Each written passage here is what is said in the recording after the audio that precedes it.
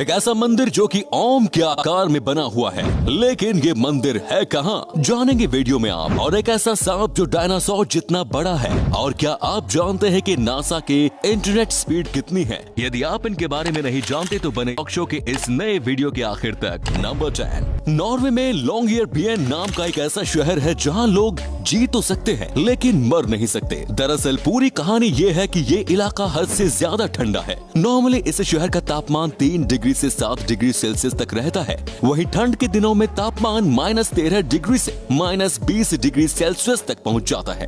इतनी ठंड की वजह से यहाँ दफन की गई लाशें कभी डिकम्पोज नहीं होती। यहाँ तक कि वर्ष 1918 में आई स्पेनिश फ्लू महामारी के दौरान जिन लोगों की मृत्यु हुई थी और जिन्हें यहाँ दफनाया गया था, उनकी लाशें आज भी यहाँ सुरक्षित हैं। और उन लाशों में इन्फ्लुएंजा वायरस के कुछ अवशेष आज भी मौजूद हैं। लाशों के सुरक्षित बचे रहने के कारण 70 साल पहले ही इस शहर में इंसानों के दफनाने पर प्रतिबंध लगा दिया गया। जो लोग मृत्यु के करीब होते हैं उन्हें नॉर्वे के किसी दूसरे शहर में ले जाया जाता है ताकि उनके अंतिम संस्कार में देरी ना हो। नंबर 9, अभी ये आपको एक नॉर्मल मूर्ति लग रही होगी, लेकिन जब आपको पता चलेगा कि ये मैन मेड नहीं बल्कि नेचुरल फॉर्मेशन है तो आपको हैरानी जरूर होगी, साथ यकीन करना भी मुश्किल हो जाएगा।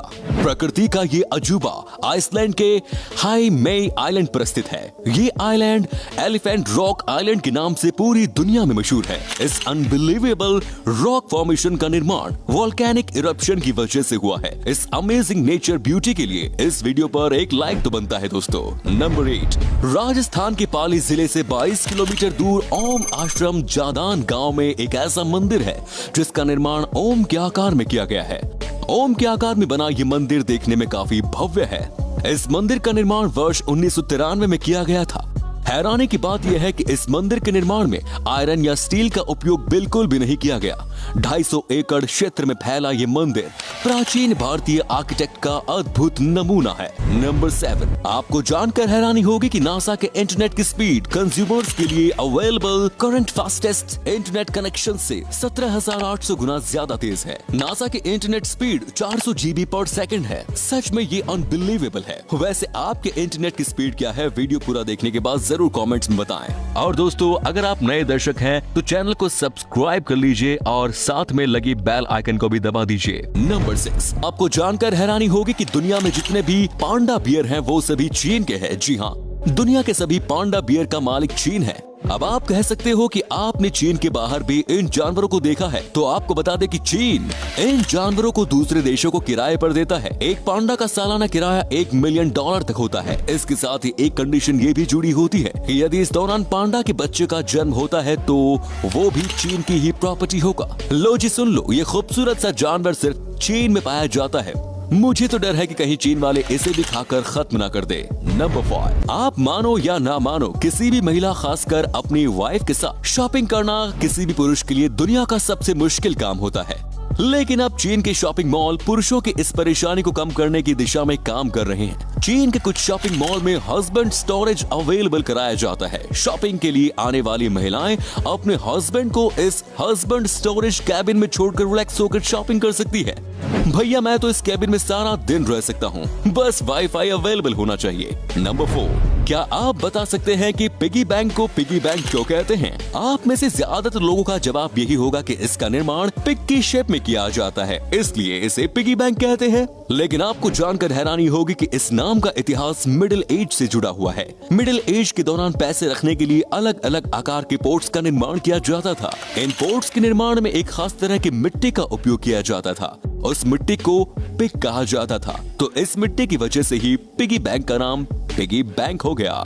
नंबर 3, ये सांप अफ्रीकन मैथोलॉजी का सबसे मिस्टीरियस जीव है। ये सांप जंगलों, नदियों जैसी अकेली व सुनसान जगहों में रहा करता था। आप बिलीव नहीं करोगे कि इस सांप का सिर एक हाथी के जैसा था। अफ्रीकन लोगों की मान्यताओं के अनुसार ये सांप आज भी जमीन के अंदर छिपे खजाने की रक्षा कर रहा है। अफ्रीका के लोगों की ये भी मान्यता है कि जब ईश्वर इस पृथ्वी की रचना कर रहा था तो उसने एक जीव के रूप में सबसे पहले इसे ही बनाया था। लेकिन जब ये सांप दूसरे छोटे जीवों को खाने लगा तो ईश्वर ने इस सांप के सिर को अलग करके एक दूसरा जीव बना दिया, जिसे हम आज हाथी कहते हैं। नंबर 2, दूध के कई सारे उपयोग के बारे में आप जानते होंगे, लेकिन क्या आप जानते हैं कि दूध से प्लास्टिक भी बनाया जा सकता है।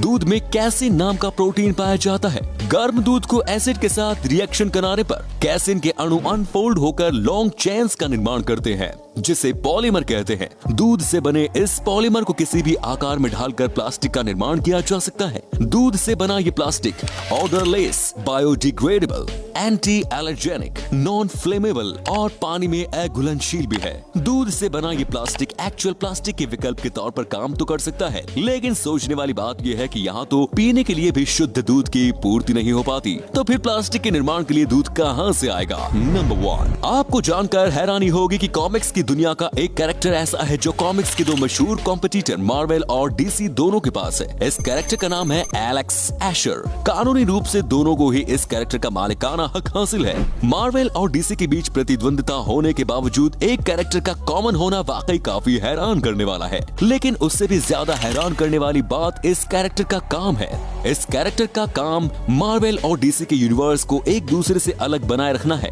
इसके काम को देखकर तो लगता है कि ये कैरेक्टर बेहद जरूरी था। तो दोस्तों, ये थे कुछ अमेजिंग फैक्ट्स। आपको इनमें से कौन सा फैक्ट सबसे ज्यादा इंटरेस्टिंग लगा? कमेंट्स में जरूर बताएं और वीडियो को प्लीज लाइक शेयर जरूर करें। धन्यवाद।